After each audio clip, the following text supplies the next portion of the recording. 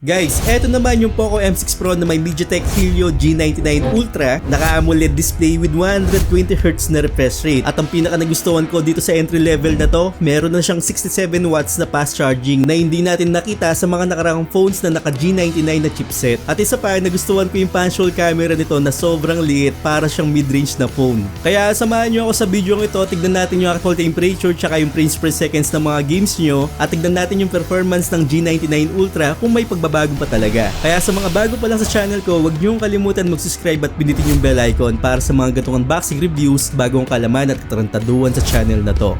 So like, comment, tsaka subscribe lang. So sa box, meron tayong yellow box dito, nakalagay dyan na Poco M6 Pro. Then sa loob ng box, meron tayong SIM injector pin, mga documentation, Type-C cable, at meron tayong bagong case dito na hindi natin nakukuha sa mga Poco phones dati. Meron tayong black na case dito na parang rubber siya at mas nagugustuhan ko to compare sa mga jelly case na nakaraan. So astig siyang tignan kapag naka-case siyang ganito. Then at last sa box, meron tayong 67 watts na fast charger. So sa mga nakaraan sa mga G99 series, ang nakukuha lang natin puro 33 watts. Dito malakas na at mabilis na yung charging natin dahil nga nagsama sila ng 67 watts na fast charging. Then syempre ito na yung phone natin. Ang nakuha natin dito is 12GB of RAM tapos 512 na storage. So malaki-laki na yan. At least may pagpipilian kayo na ganitong kalaking storage. Ang nakuha nating kulay dito is color blue, pero hindi siya mukhang blue talaga. May pagka-shiny siya na ibang kulay. At medyo malaki yung dalawang camera dito tapos may isang camera tayo na maliit. So parang apat na butas to pero yung sa flash lang siya. Then may nakalagay dyan na Poco tapos 64 megapixel na OIS. Then sa baba naman meron tayong speaker, Type-C port tapos isang microphone. So parang missing dito, wala tayong SIM card tray, pero yung SIM card tray natin nasa kabilang side at expandable storage siya, kung di ako nagkakamali siguro 1TB to. Sa kabilang side naman yung power button natin tapos volume rocker. At hindi yun yung nagsisilbi na fingerprint scanner natin dahil yung fingerprint scanner natin is under display na siya. At mabilis-bilis naman to. At least diba sa ganitong entry level, dati nakikita lang natin to sa mga mid-range tsaka flagship. Dito sa entry level na to, under display na yung fingerprint scanner natin. Then sa display naman, sinabi ko na kanina, maliit yung punch hole camera dito, para siya mga Poco F4 mga ganun. Ganun siya kaliit. Unlike dun sa Infinix tsaka dun sa Tecno, medyo may kalakihan talaga at malalaman mo talaga na entry level siya. Unlike dito, kapag titignan mo yung screen, parang mid-range talaga. Hindi mo talaga pagkakamalan na entry level. So meron tayong maliit na punch hole camera at pinaka nagustuhan ko dito, yung bezel niya symmetrical dun sa taas tsaka dun sa baba, pati dito sa mga side niya, as in bezel-less talaga. At maganda talaga yung pagka-symmetrical ng mga bezel niya. Okay, bago natin pag-usapan kung ano yung performance ng phone na to, gusto kong pag-usapan agad yung camera nito. As entry level, hindi ko in-expect na nagustuhan ko yung camera niya at nagulat ako sa image pricing niya. Detalye yung makukuha mo dito sa low light condition, hindi siya oversaturated, tamang-tama lang talaga yung kulay.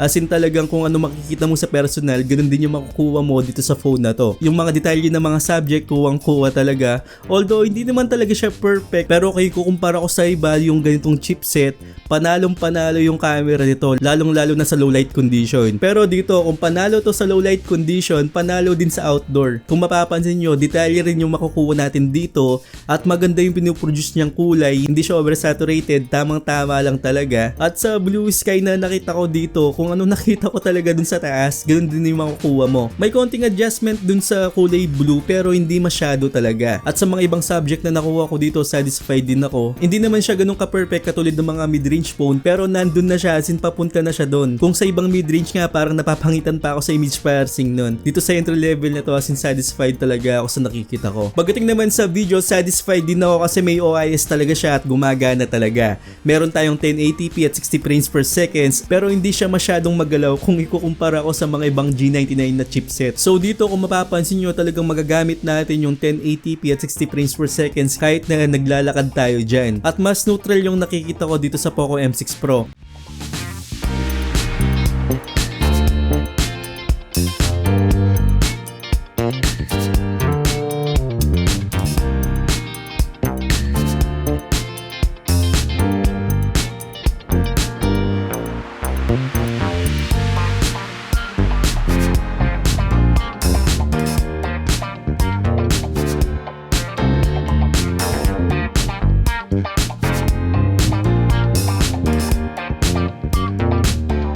Okay, moving on dito sa performance ng Poco M6 Pro, meron tayong MediaTek Helio G99 Ultra. Actually, parang pangalan lang yung pinagkaiba pero pareho lang yung chipset nito. As in, pareho lang yung clock speed talaga. So, i-test natin to sa mga games. Tignan natin yung actual temperature tsaka yung frames per second sa mga games nyo at anong mga tamang settings dito sa Poco M6 Pro. At alam ko na hindi naman talaga kalakasan yung chipset nito. Kaya yung mga ibang games nilagay ko sa mga low tsaka medium graphics kasi hindi niya kaya sa highest graphics talaga. So, mag-umpisa tayo dito sa Mobile Legends. Ang frame rate na nakuha natin dito is nasa high.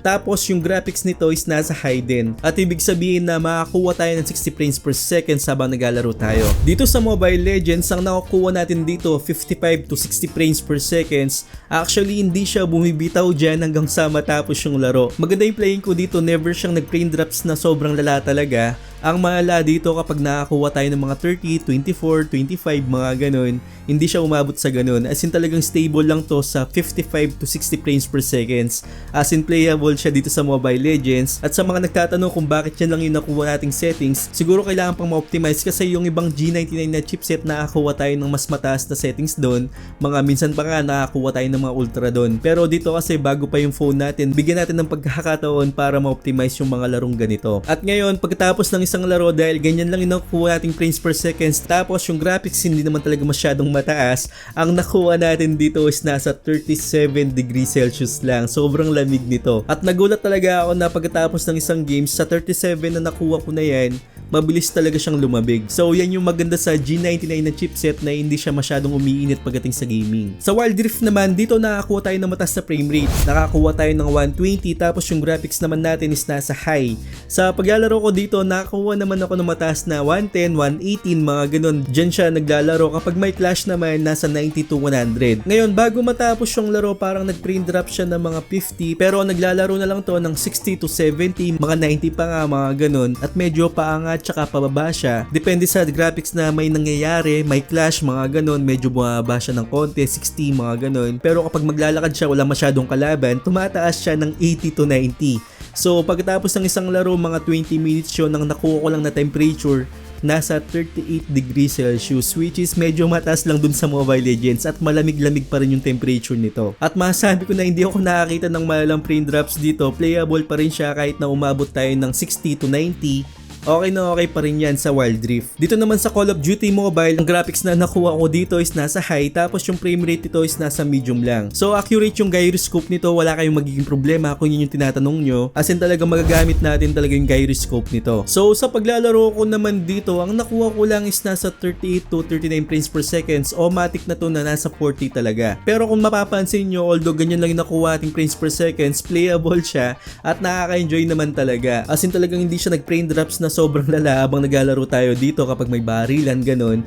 Pwera lang kapag nasa smoke class tayo, kapag pumasok tayo dun sa usok, medyo nag-frame drop siya ng 20 to 30. Medyo hindi niya kinakaya kapag may usok na ganyan. So dito lang talaga na pumalpak yung Call of Duty Mobile pagdating sa smoke class. Hindi niya kinakaya dito. At pagkatapos ng isang laro dito sa VR modes, ang nakuha ating temperature is nasa 39 degrees Celsius lang din. At ngayon talaga na masabi ko na hindi masyadong umiinit yung phone na to. At depende pa rin yan sa room temperature natin kung talagang mainit o nasa arawan kayo.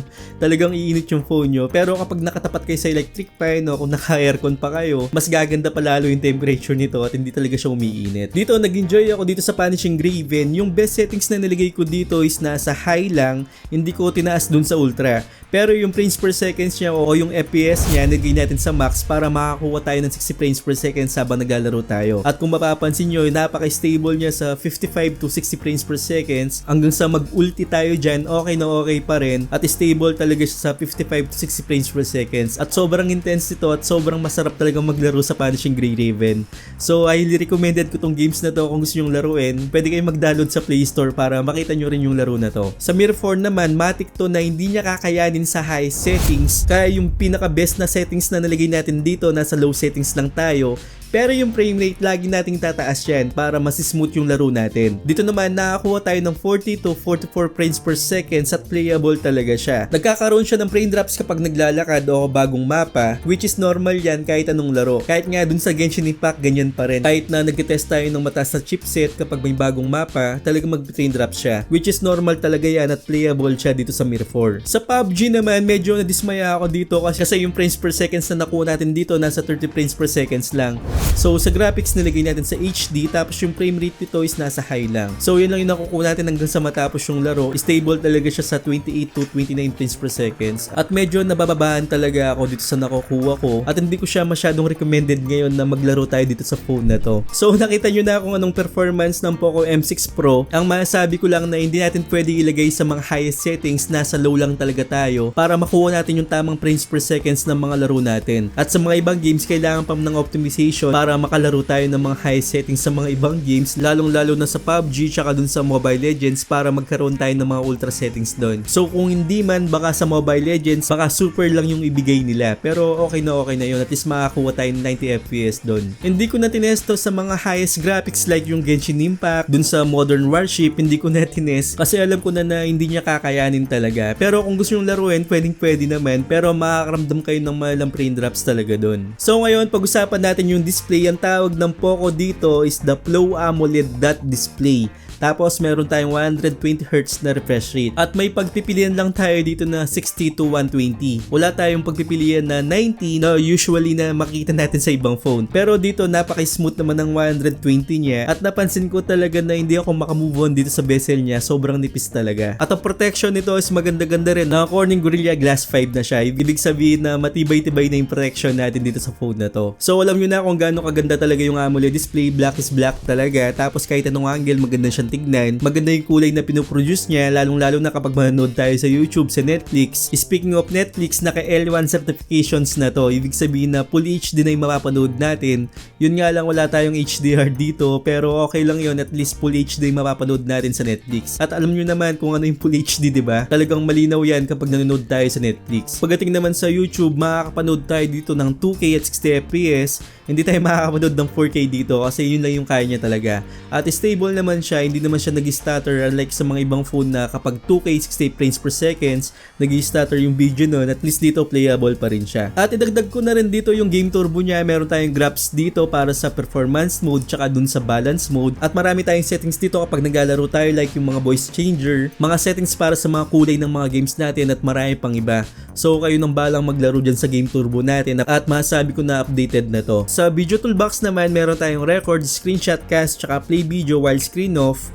Tapos meron tayong style dito para sa mga kulay ng mga bidyong pinapanood natin pagdating sa YouTube. Tapos meron din tayong additional dito na Dolby Atmos. So marami tayong settings dito pagdating sa video toolbox. So ngayon ang masasabi ko sa phone na to, sobrang ganda ng display. Maganda yung case na binigay nila dito. Mabilis na siyang mag-charge kasi meron tayong 67 watts sa fast charger. At medyo nakalimutan ko pala, meron tong 5,000 mAh capacity ng battery. Ibig sabihin na magagamit natin to whole day kahit na social media lang. Sa gaming mga 6 to 7 hours at depende pa rin yan sa mga games na nilalaro nyo. Sa gaming naman, hindi siya umiinit, sobrang lamig talaga. Hindi ko siya nakitang pumalo ng 40 degrees Celsius. Sobrang lamig talaga kasi nakakuha lang tayo ng 37 to 39 degrees Celsius. Yun nga lang yung isang cons ko dito, may mga bloatware siya na hindi masyadong natatanggal talaga o yung mga iba talagang naka-fix siya. Pero yung mga ibang applications, pwede natin i-install yan at yung mga iba naman naka-pre-install at hindi mo talaga siya matatanggal. So, cons para sa akin yun. So, yung link ilalagay ko lang sa description kung saan yung mabibili tong phone na to. At sana nakatulong ako sa inyo at huwag niyong kalimutan mag-subscribe at pindutin yung bell icon para sa mga ganitong unboxing reviews at katarantaduhan sa channel na to. So once again, this is Paul. So I'm not giving up, no I'm not giving in. I was born in this world, I swear to make a difference. If you need a mentor, I got something for you, kid. Just watch the way I move and try your best to copy it. Like a CEO